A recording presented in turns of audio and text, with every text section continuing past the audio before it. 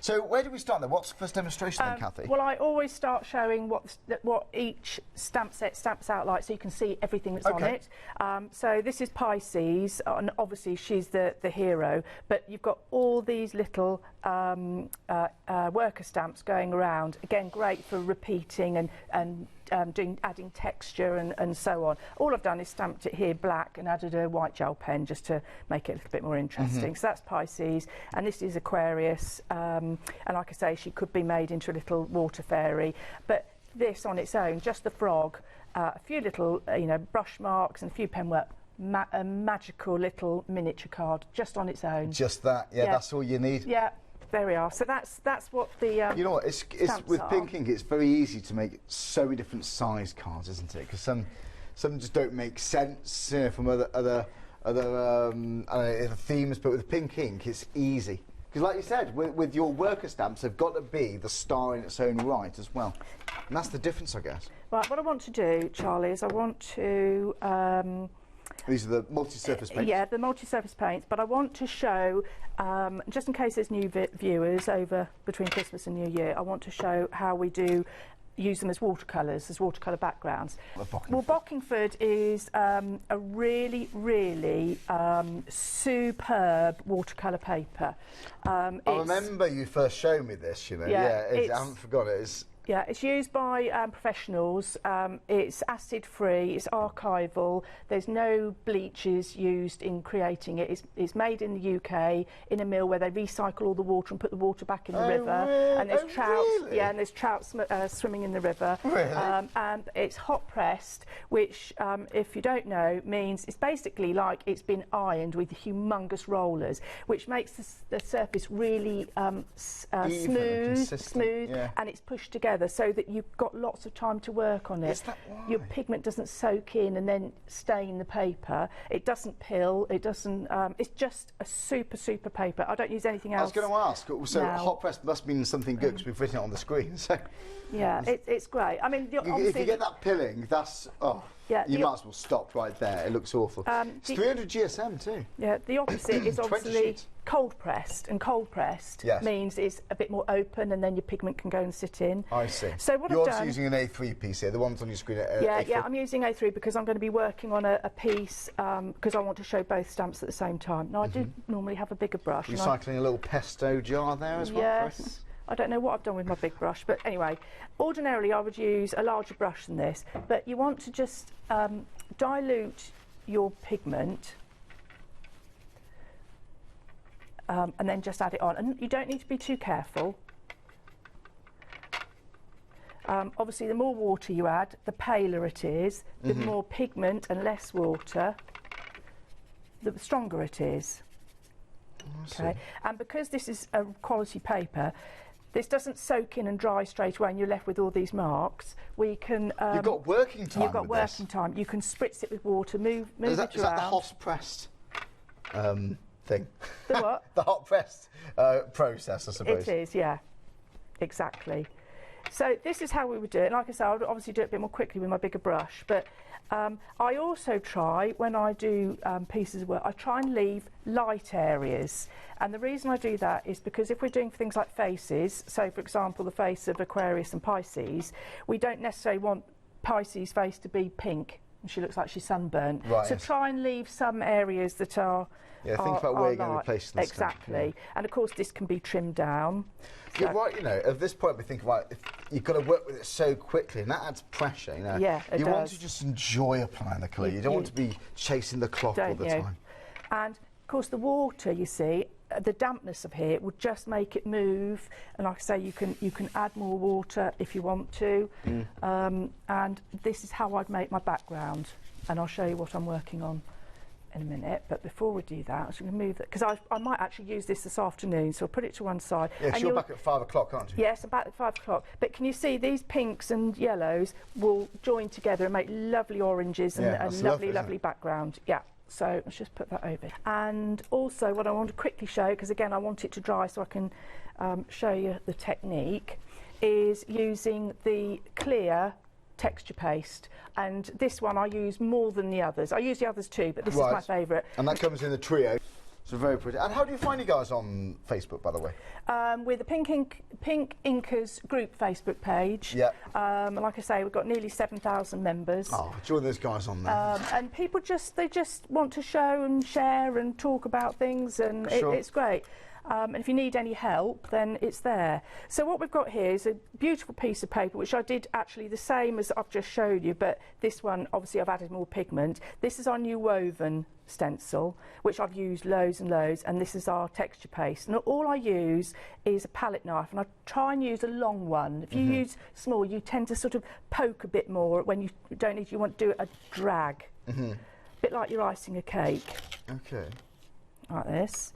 I don't tape it down because I find that actually the paste going through kind of holds it a little bit in position, so you don't need to tape.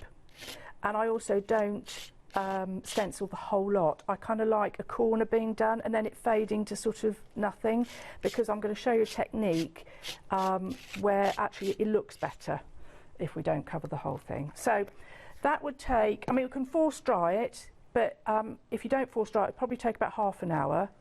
But always, always put your stencil in water as soon as you've used your paste, because otherwise it'll start setting. And you won't be able to get it off. Okay. So I've got some water just to the side. I pop it in and put my palette knife in as well, and that I would move. That's going to be beautiful. So it's at the minute it looks white. It's cloudy, but it will dry completely clear. So we'll be able to see the colour underneath. And even just that on white or black card, you know, it's just nice with nothing else added to it. Just, if you want something a little bit more subtle, but when you move it, some bits shine and catch the light. Yeah, so what we're going to do is a technique, and I will get to the stamping in a moment, but I just need to show this.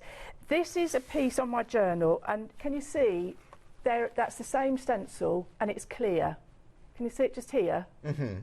And it's completely dry. And what I'm going to do is, with the yellow, actually I need to wet it first. So my paper's going to be wet, but the where I've stenciled acts as a resist. And because I've got pink, I'm going to use the pink, because I think that will look quite nice on there. I'm going to do this. I see. And I'm going to let it You let it do its thing. Down. It just wells, it pools, and all those nooks and crannies. Yeah. And you can add some more, make it quite dark. And I don't necessarily want that intensity of pink all the way down. I just want it at the top, and it's going in all the gaps. In fact, I might add a bit of yellow as well.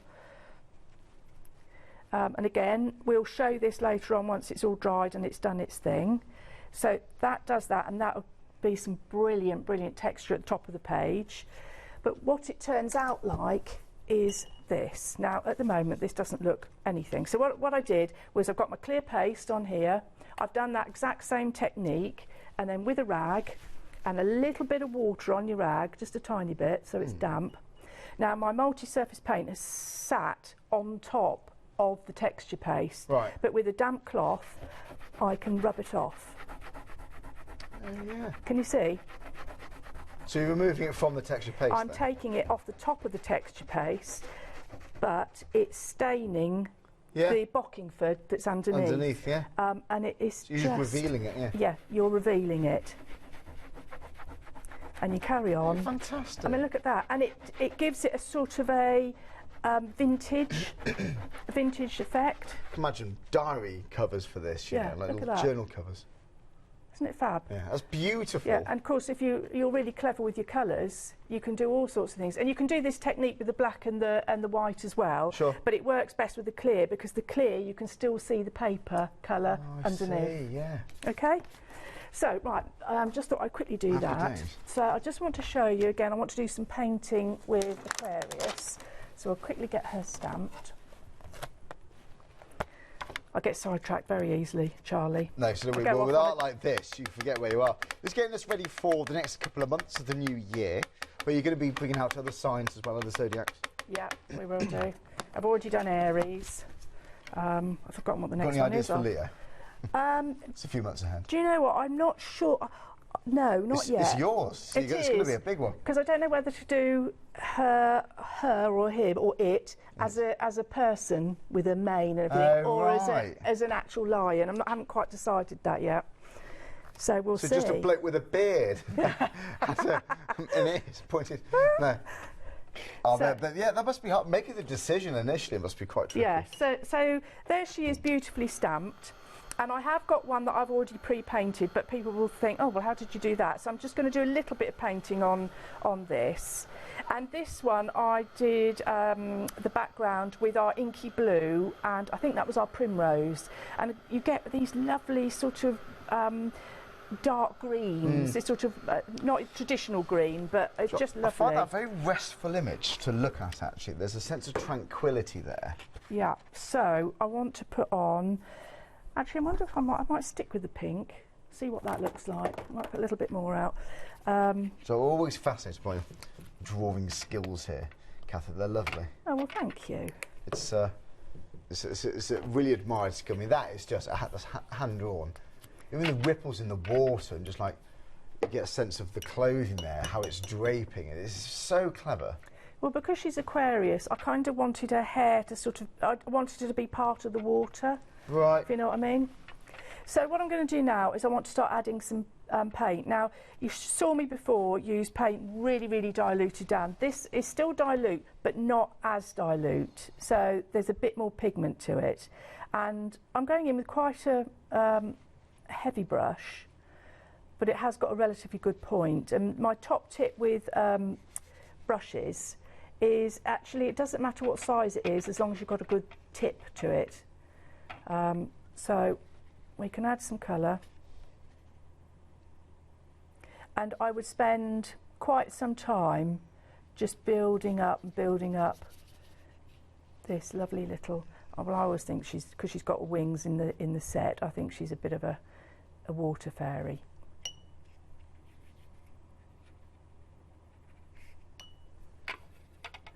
By the way, don't ever think where you're putting the colour. You just go with a very free-spirited way of applying the colour.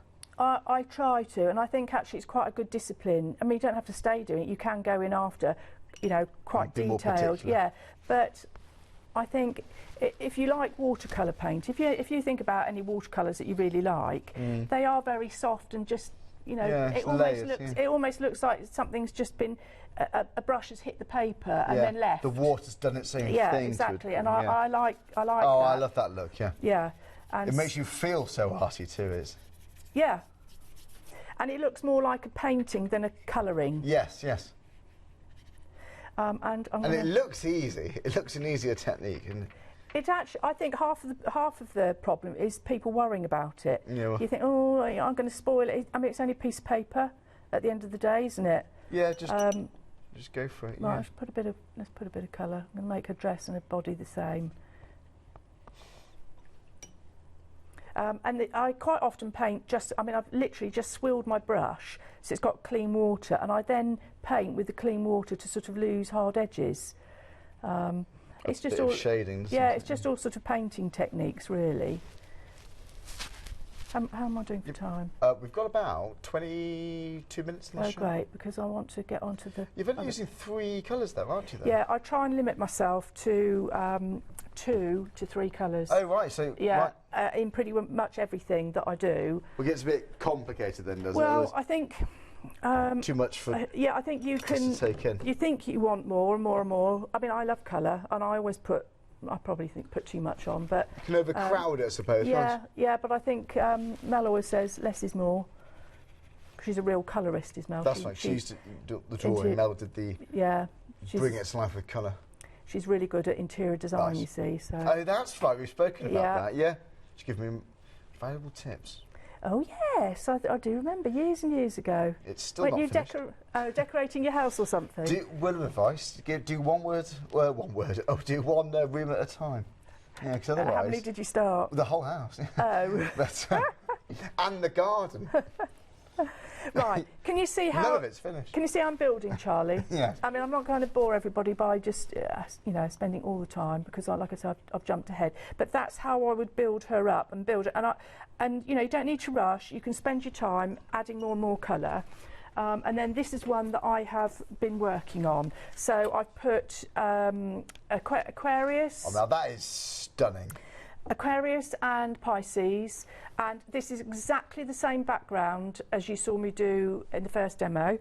And then I've used our woven stencil with some distress oxides just to bring in here. And I have actually done the clear texture paste up there, which I shall add some pigment to. In fact, I might do that now, seeing I've got all the right colours out. Thought-provoking images we got here, you know. It's just so mindful and present, those images. They're lovely. Yeah, no, I don't want this to, because this is quite dark, I want this quite subtle and light, and obviously I won't buff this off now because I want to make sure that the paint dries nicely.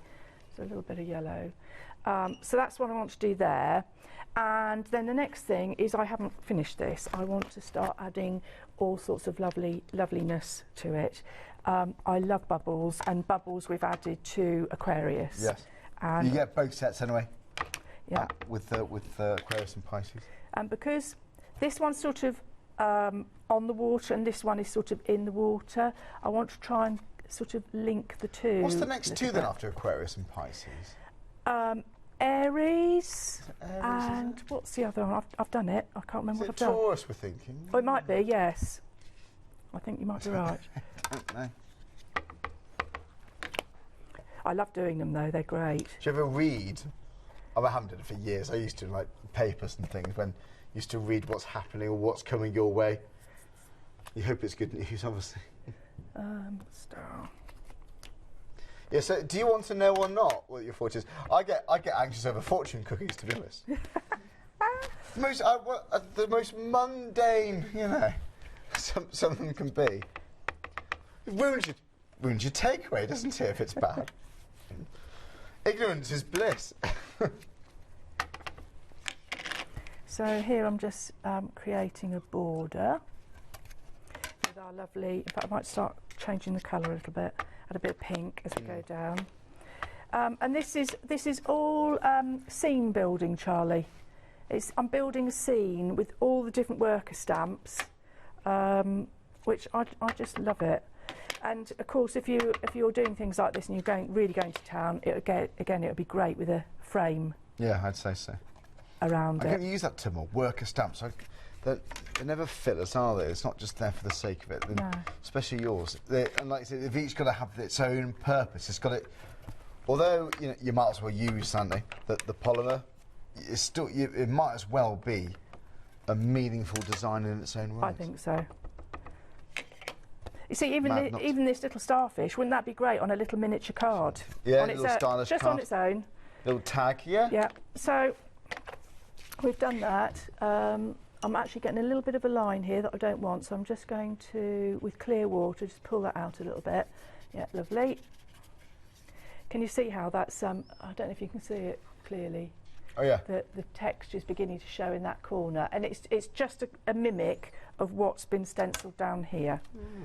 And then what I want to do, in fact I might just dry that off because I've got to do some pen work on it. Right, so what I've done while you were talking, I've just done these little, they're like anemones just going, so I've got a border here and a border here. Oh yes. And so this is my corner and I want the eyes to go across. So can you see these swirls here and the swirls there? I want to link them up. So it's a bit of hand drawing. And when I try and encourage people to draw, if you're not confident, use a pencil first and plot it in with a pencil. Yeah. But I want to sort of extend this a little bit. So I'm going to go like this, and I'm literally just looking at what's already there. That really extends it, doesn't it? Just the ripples. Isn't that clever? Like this. So that's now mimicking what's here, and that's going to join the two together.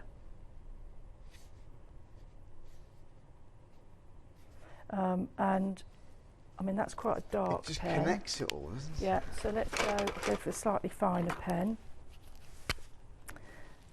What size is that, sorry? Well, that's a 0.1 The using one now. I had, well this is just fine, but this is a 0.1. Sometimes, you know, if you want to sort of not be quite so heavy, it's just go to a lighter weight one.